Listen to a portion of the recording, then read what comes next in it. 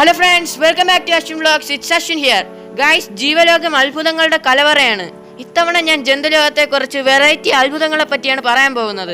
So നമുക്ക് വീഡിയോയിലേക്ക് പോവാം. നമ്പർ 1. കീരിയും പാമ്പും ശത്രുക്കളാണെന്ന് പറയുന്നത് എന്തുകൊണ്ട്? കീരിയും പാമ്പും പോലെ എപ്പോഴും വഴക്കടിക്കുന്നവരെ ഇങ്ങനെയാണ് നമ്മൾ പറയാറ്.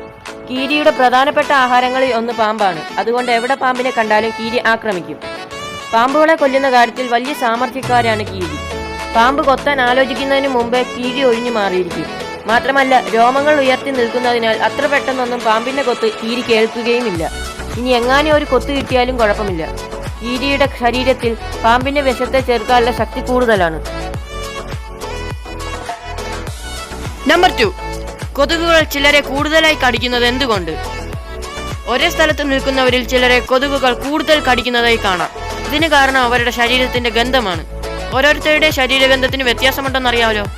ചിലരുടെ ശരീരത്തിലെ മണം കൊതുകുകൾക്ക് കൂടുതൽ ഇഷ്ടമായിരിക്കും. അത്തരക്കാരെ കൊതുക് കൂടുതൽ കടിക്കും. നമ്മുടെ ശരീരം പുറത്തുവിടുന്ന കാർബൺ ഡയോക്സൈഡ് തുടങ്ങിയ രാസവസ്തുക്കൾ കൊതുകുകളെ ആകർഷിക്കുന്നവയാണ്. അതാണ് മനുഷ്യൻ എവിടെ എത്തിയാലും കൊതുകുകൾ പിന്നാലെ വരാൻ കാരണം. കൊതുക് ശല്യം ഒഴിവാക്കാൻ ചില രാസവസ്തുക്കൾ പുകയ്ക്കാറുണ്ട്. കൊതുകിന് ഇഷ്ടമില്ലാത്ത മണമാണ് അവ പുറപ്പെടുവിക്കുന്നത്. അങ്ങനെയാണ് കൊതുക് ശല്യം കുറയുന്നത്. നമ്പർ 3. സ്രാവുകൾ മനുഷ്യരെ ആക്രമിക്കുന്നത് എന്തുകൊണ്ട്? കടലിലെ ഭീകരരാണ് സ്രാവുകൾ എന്നാണ് പൊതുവെയുള്ള വിശ്വാസം. അവ തരം കിട്ടിയാൽ മനുഷ്യരെ ആക്രമിക്കുമെന്നും ആളുകൾ കരുതുന്നു. എന്നാൽ ഇത് ശരിയല്ല. ലോകത്ത് 350ഓളം വിഭാഗത്തിൽപ്പെട്ട സ്രാവുകൾ ഉണ്ട്. ഇതിൽ വിരലിൽ എണ്ണാവുന്ന ഇനങ്ങളെ മനുഷ്യരെ ആക്രമിക്കാറുള്ളൂ. സ്രാവുകൾ മനുഷ്യരെ ആക്രമിക്കാൻ പല കാരണങ്ങളുണ്ട്. മനുഷ്യമാംസം സ്രാവിന് അത്ര ഇഷ്ടപ്പെട്ടിട്ടൊന്നുമല്ല. എങ്കിലും എന്തിനേയും പിടിച്ചു തിന്നുന്ന സ്വഭാവക്കാരായ സ്രാവിനങ്ങൾ നമ്മളെയും വിടില്ലെന്ന് മാത്രം.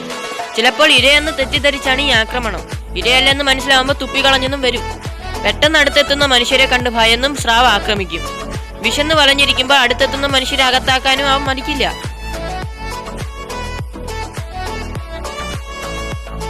നമ്പർ 4. പ്രാവുകളെ കൂട്ടത്തോടെ കാണാറുണ്ടെങ്കിലും പ്രാവിൻ കുഞ്ഞുങ്ങളെ അങ്ങനെ കാണാറില്ല. എന്തുകൊണ്ട്? കുഞ്ഞുങ്ങളെ സംരക്ഷിക്കുന്നതിൽ മിടുക്കരാണ് പ്രാവുകൾ. ചിറക് മുളച്ചു തുടങ്ങുമ്പോഴേക്കും തള്ളപ്രാവ് കുഞ്ഞുങ്ങളെ പുറത്തേക്ക് തള്ളിവിടില്ല. കുഞ്ഞുപ്രാവുകൾ പുറത്തേക്ക് പോവുകയുമില്ല. മുട്ട വിരിഞ്ഞ് 5 ആഴ്ചയെങ്കിലും കഴിഞ്ഞ പ്രാവിൻ കുഞ്ഞുങ്ങൾ കൂട്ടിൽ നിന്ന് പുറത്തേക്ക് പറക്കും. അപ്പോഴേക്കും അവരുടെ ചിറകുകൾ പൂർണ്ണ വളർച്ച എത്തിയിരിക്കും. അതായത് മുതിർന്നതിന് ശേഷമേ പ്രാവിൻ കുഞ്ഞുങ്ങൾ കൂട് വിട്ട് പുറത്തു വരൂ എന്നർത്ഥം. നമ്പർ 5. അക്വേറിയത്തിലും കുപ്പികളിലുമൊക്കെ ഇട്ടുവച്ചിരിക്കുന്ന മീനുകൾ പുറത്തേക്ക് ചാടുന്നത് എന്തുകൊണ്ട്? മത്സ്യം വളർത്തൽ ഹോബിയാക്കിയവരെ സങ്കടത്തിലാക്കുന്ന കാര്യമാണ് മീനുകളുടെ ഈ എടുത്തുചാട്ടം. ശ്രദ്ധിച്ചിട്ടില്ലെങ്കിൽ ടാങ്കിൽ നിന്ന് പുറത്തേക്ക് ചാടുന്ന മീൻ ചാകുമെന്നുറപ്പ്. മത്സ്യത്തിന്റെ ഈ എടുത്തുചാട്ടത്തിന് പല കാരണങ്ങളുണ്ട്. ടാങ്കിൽ കൊള്ളുന്നതിലേറെ മത്സ്യങ്ങൾ ഉള്ളതാണ് ഒരു കാരണം. കൂടുതൽ മികച്ച സ്ഥലം കിട്ടുമെന്ന പ്രതീക്ഷയിൽ ദൂരെ എത്താൻ ഉയർന്നു ചാടുന്നതുമാവാം. ശത്രുമീനുകളിൽ നിന്ന് രക്ഷപ്പെടാനും മത്സ്യം ചാടാറുണ്ട്. പരസ്പരം വേട്ടയാടുന്ന മീനുകളെ ഒരുമിച്ച് വളർത്താതിരുന്നാൽ മീനുകളുടെ ഈ എടുത്തുചാട്ടം ഒരു പരിധിവരെ ഇല്ലാതാക്കാം. നമ്പർ 6. മനുഷ്യരെ പോലെ മൃഗങ്ങളും ലഹരി വസ്തുക്കൾക്ക് അടിമയാവാറുണ്ടോ? മനുഷ്യർ പല ലഹരി വസ്തുക്കൾക്കും അടിമയാകാറുണ്ട്. മൃഗങ്ങളും ഇങ്ങനെ പല വസ്തുക്കൾക്കും അടിമയാകാറുണ്ടെന്നാണ് പഠനങ്ങൾ പറയുന്നത്. ഒരിക്കൽ ശാസ്ത്രജ്ഞർ ഏതാനും എലികളെ കൊക്കൈനുള്ള സിറിഞ്ചുകൾ ശരീരം അമർത്തി സ്വയം കുത്തിവയ്ക്കാൻ പരിശീലിപ്പിച്ചു. അധികം വൈകാതെ അവയ്ക്ക് കൊക്കൈൻ ഇല്ലാതെ പറ്റില്ലെന്നായി. ശരീരം കോച്ചി വലിച്ച് മരണാസന്നമായ അവസ്ഥയിലും അവ കൊക്കൈൻ ഉപയോഗം നിർത്തിയില്ല. മനുഷ്യ സഹായമില്ലാതെ തന്നെ ചില ലഹരികൾക്ക് അടിമയായി പോയ ജന്തുക്കളുണ്ട്. ഓസ്ട്രേലിയയിലെ കൊവാലക്കരടികൾ ഇതിന് ഉദാഹരണമാണ്. യൂക്കാലിപ്റ്റസ് ഇലകൾക്ക് അടിമയാണ് ഇവ. പട്ടിണി കിടന്ന് ചത്താലും ഇതല്ലാതെ മറ്റൊന്നും കൊവാലകൾ തിന്നില്ല. നമ്പർ 7. ഇലയും വേരുമില്ലാത്ത സസ്യങ്ങളുണ്ടോ? ഉണ്ട് എന്നാണ് ഉത്തരം. മറ്റു ചെടികളെ ആശ്രയിച്ച് കഴിയുന്ന സസ്യങ്ങളാണിവ. ഏതെങ്കിലും ചെടിയിൽ കയറിക്കൂടി അതിന്റെ പോഷകം വലിച്ചെടുത്താണ് ഇവ വളരുക. നമ്മുടെ നാട്ടിലെ മൂടില്ലാത്താളി എന്ന ചെടി ഇതിന് ഉദാഹരണമാണ്. ഇലയോ വേരോ ഇല്ലാത്ത ഇവയ്ക്ക് തണ്ട് പോലൊരു ഭാഗമേ ഉള്ളൂ. മറ്റു സസ്യങ്ങളിൽ ഇവ കെട്ടുപിണഞ്ഞു കിടക്കും. മൂടില്ലാത്താളി വളർന്നു കയറിയാൽ ആ സസ്യത്തിന്റെ സ്ഥിതി അവതാളത്തിലാവും.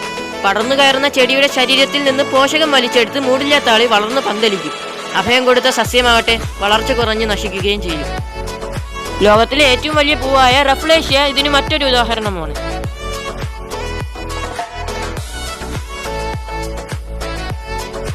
ലോകത്തെ ഏറ്റവും അപകടകാരിയായ ഉറുമ്പാണ് ഓസ്ട്രേലിയൻ വൻകരയിൽ കാണപ്പെടുന്ന ബുൾഡോഗ് ഉറുമ്പ്. ലോകത്തെ ഏറ്റവും ഉയരം കൂടിയ നായയാണ് അമേരിക്കക്കാരനായ സ്യൂസ്. അമേരിക്കയിലുള്ള മെഡൂസ എന്ന പെരുമ്പാമ്പാണ് വളർത്തുന്നവയിൽ ഏറ്റവും നീളമേറിയ പാമ്പ്. സ്വീഡനിലെ ഒരു ഒട്ടകപക്ഷിയുടെ പേരിലാണ് ഏറ്റവും വലിയ മുട്ടയിട്ടതിന്റെ റെക്കോർഡ്. USA ഏറ്റവും വലിയ കൊമ്പുള്ള ഈ കാളയുള്ളത്. ലോകത്തെ ഏറ്റവും ചെറിയ കഴുതയാണ് ഓട്ടി. ഓക്കെ ഫ്രണ്ട്സ്, ഞാൻ ഈ വീഡിയോ വൈൻഡ് അപ്പ് ചെയ്യുകയാണ്. വീഡിയോ ഇഷ്ടപ്പെട്ടെങ്കിൽ please like, share, comment and subscribe. ഇതിൽ മികച്ച മറ്റൊരു വീഡിയോ എത്തുന്നവരെ ഗുഡ് ബൈ.